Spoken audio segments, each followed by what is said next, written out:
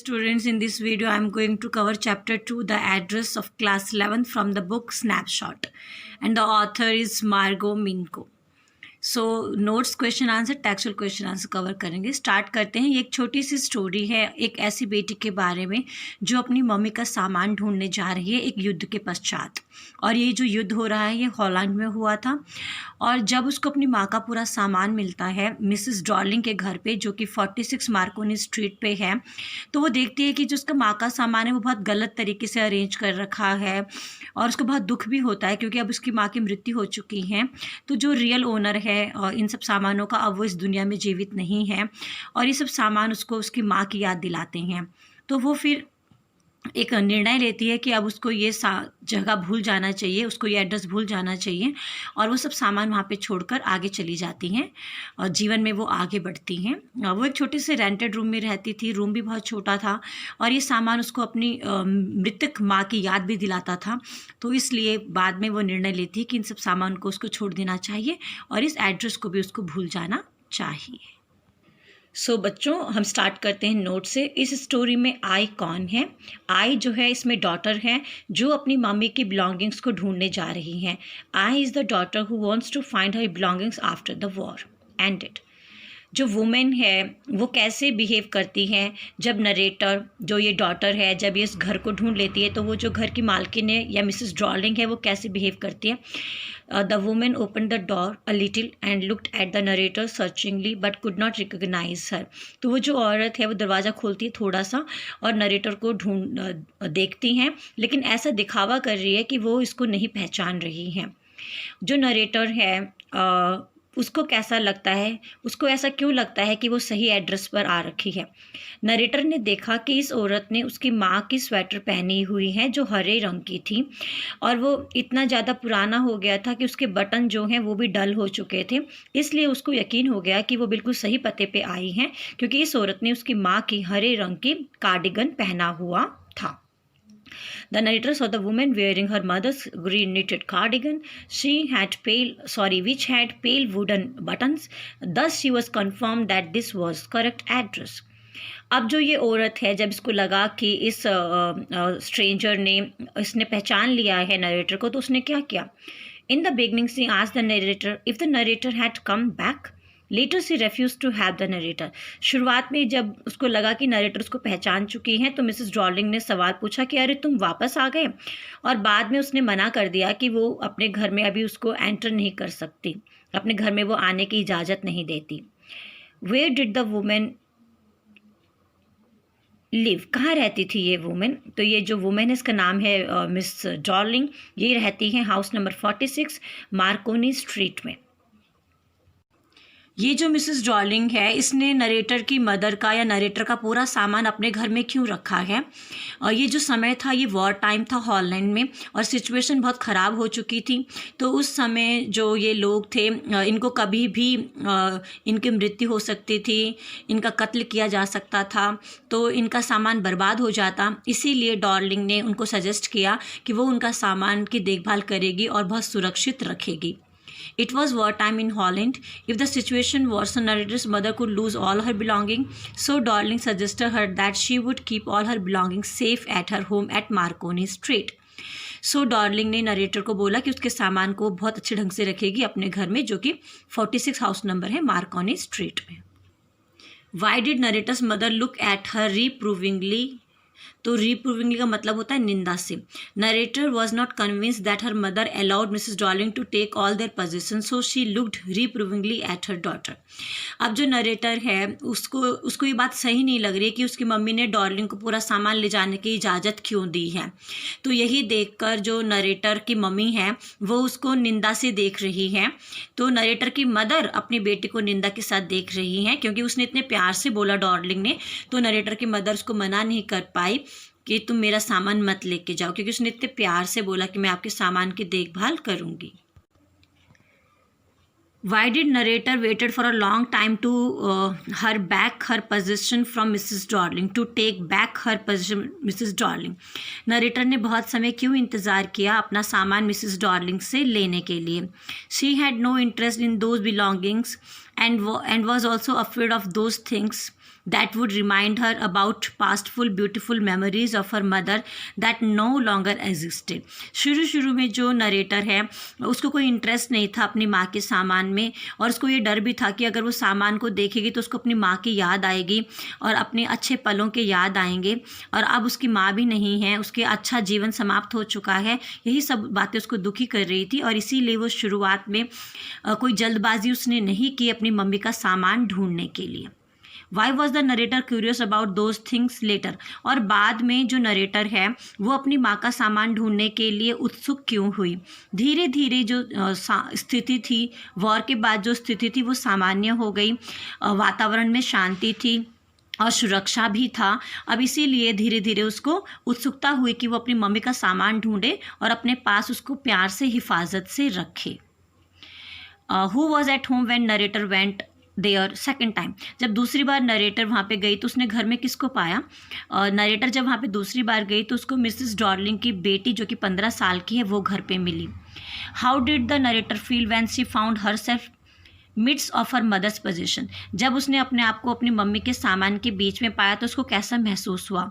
जो नरेटर थी वो बहुत हॉरिफाइड थी, बहुत डरी हुई थी जब उसने अपने आप को अपनी मम्मी के सामान के बीच में पाया। ये सब जो माहौल था, जो कमरे का माहौल था, घर का माहौल था, वो बहुत ज़्यादा स्ट्रेंज था, विचित्र था। वहाँ पर जो उसकी मम्मी का सामान है वो बहुत बुरी तरीके से केयरलेसली, टेस्टलेसली वो अरेंज कर रखा था, और ये सब देख के जो नरेटर है वो बहुत दुखी हो गई और अचानक अपनी मम्मी की वस्तुओं में उसका जो इंटरेस्ट है वो खो गया। Why did the girl look questioningly at the narrator, लड़की ने नरेटर की तरफ बहुत प्रश्नात्मक दृष्टि से क्यों देखा।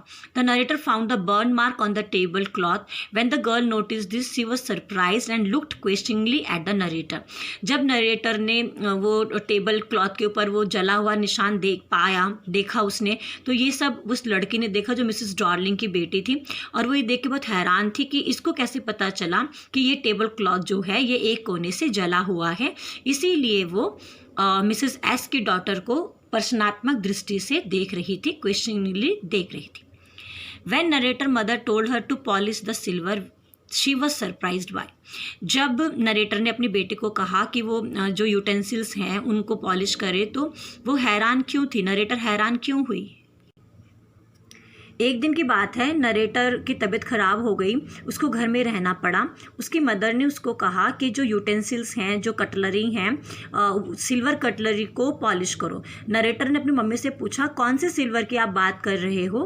तो ये बात सुनकर उसकी मम्मी को बहुत हैरानी हुआ कि उसकी बेटी को ये भी नहीं पता कि जिन कटलरी में, जिन बर्तनों में वो रोज़ खाना खाते हैं वो सिल्वर के बने हुए थे। ये बात जानकर नरेटर को बहुत ज़्यादा हैरानी हुई। मिस एस जो हम जिक्र कर रहे हैं यहाँ पे, मिसेस एस को बहुत ज़्यादा हैरानी हुई जब उसे पता चला कि उसकी बेटी को पता भी नहीं है कि उस कटलरी में जिसमें वो रोज़ खाना खाते हैं वो सिल्वर की है। Why the narrator wanted to forget the address and mother's position, end में जो नरेटर है, मिसेस एस की जो डॉटर है, वो क्यों एड्रेस को भूलना चाहती है और अपनी मम्मी के सामान को ही भूलना चाहती है।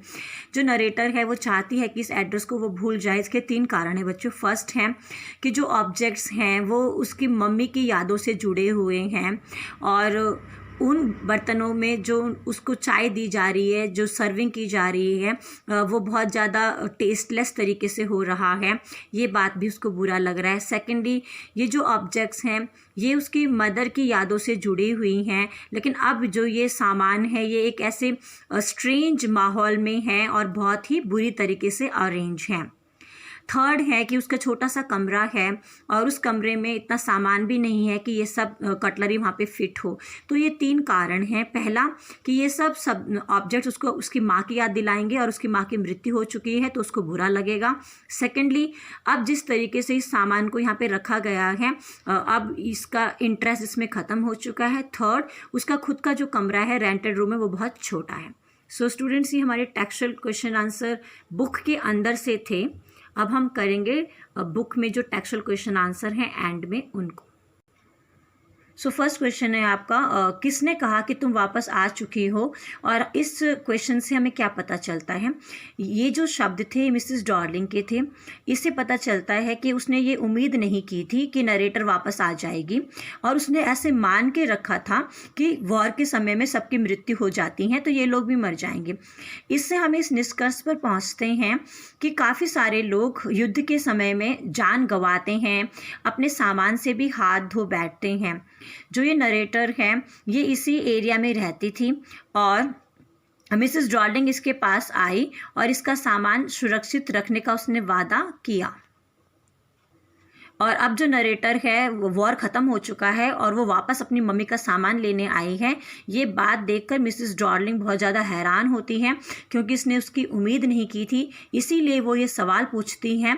और वो बहुत ज़्यादा हैरान भी हैं कि मिसेस एस की डॉटर वापस आ गई है अपना सामान लेने के लिए।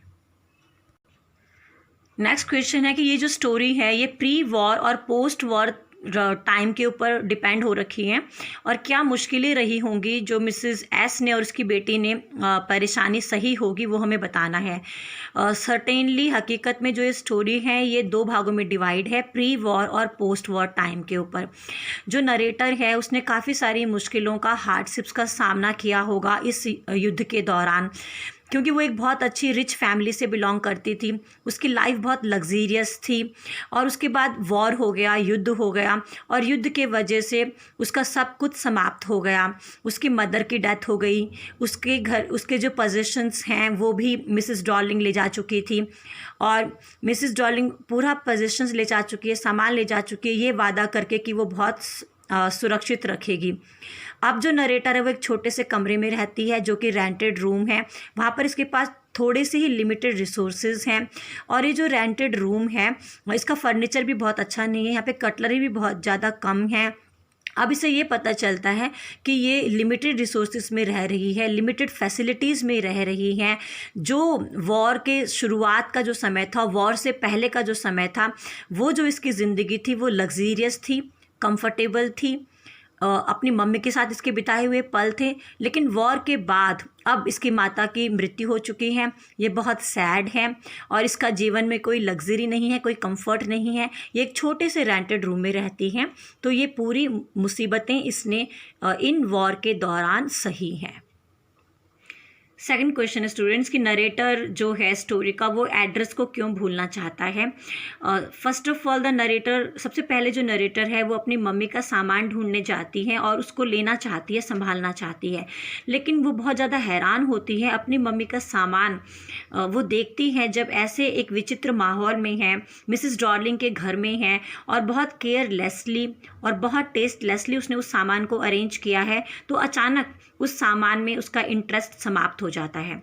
और दूसरी बात यह है कि ये सामान उसकी माँ की याद भी उसको दिलाता है, और उसकी माँ की अब मृत्यु हो चुकी है, अब उसकी माँ जीवित नहीं है। तो वो बहुत नॉस्टैल्जिक हो जाती है, मम्मी की याद आती है। अब वो सोचती हैं कि उसको ये सामान यहाँ पे भूल जाना चाहिए, उसको ये एड्रेस भूल जाना चाहिए, क्योंकि इन सब सामान का जो ट्रू ओनर है उसकी मदर, उसकी डेथ हो चुकी है, अब वो जिंदा नहीं है, और ये जो सामान है ये उसको उसकी मम्मी की याद दिलाएगा, उसके वॉर से पहले का जो उसका कंफर्टेबल लाइफ था, अच्छी मेमोरीज थी, उनकी याद दिलाएगा। इसलिए अब वो सोचती हैं कि ये सामान भी उसको यहाँ छोड़ जाना चाहिए, और उसको इस एड्रेस को भी भूल जाना चाहिए। ये जो हमारी स्टोरी है एड्रेस, ये ह्यूमन प्रिडिकामेंट को दिखाती है। प्रिडिकामेंट होता है कठिन परिस्थिति, तो हमें इसको एक्सप्लेन करना है स्टूडेंट्स। जो वॉर है अपने साथ हमेशा सफरिंग लाता है, कष्ट लाता है, और डिस्ट्रक्शन मतलब बर्बादी लाता है। ये जो स्टोरी है इसमें बहुत ही सुंदर तरीके से बताया गया है कि युद्ध के दौरान जो दुख होता है, जो दर्द होता है, जो मानसिक पीड़ा होती है, जो इंसान जिंदा रह जाते हैं युद्ध के बाद, उनको क्या पीड़ा होती है, एंग्विश होता है, मानसिक परेशानियाँ होती हैं, वो सब इस छोटी सी कहानी में दर्शाया गया है। जो नरेटर है मार्गो मिंको, उसने बहुत अच्छे ढंग से वंडरफुली ये सब दिखाया है इस छोटी सी स्टोरी के माध्यम से। जब मिसेस एस की डॉटर डॉर्लिंग के घर में जाती है अपनी मम्मी की बिलोंगिंग्स को लेने के लिए, तो मिसेस डॉर्लिंग बहुत हैरान थी और वो ऐसा दिखावा करती है कि वो इसको नहीं पहचान रही है। और इससे भी बड़ी बात है कि मिसेस डॉर्लिंग इसको अपने घर में घुसने नहीं देती है और कहती है कि उसके पास समय नहीं है। जब दूसरी बार मिसेस एस की डॉटर जाती है मिसेस डॉर्लिंग के घर में, तो उसकी बेटी मिलती हैं जो कि 15 साल की हैं, और वो जब अंदर जाती है तो मिसेस एस की डॉटर जो कि नरेटर है वो बहुत ज़्यादा दुखी हो जाती है। वो देखती है कि उसकी मम्मी का जो प्रेशियस बिलोंगिंग्स है, उसकी मम्मी का जो सामान है वो बहुत ही बुरे तरीके से यहाँ वहाँ अरेंज कर रखा है, रेकलेसली अरेंज कर रखा है। वो बहुत ज़्यादा दुखी हो जाती है क्योंकि इन सामान का जो ओनर है, इस सामान का जो मालकिन थी नरेटर या मिसेस एस जिसे हम कह रहे हैं, उसकी अब मृत्यु हो चुकी है।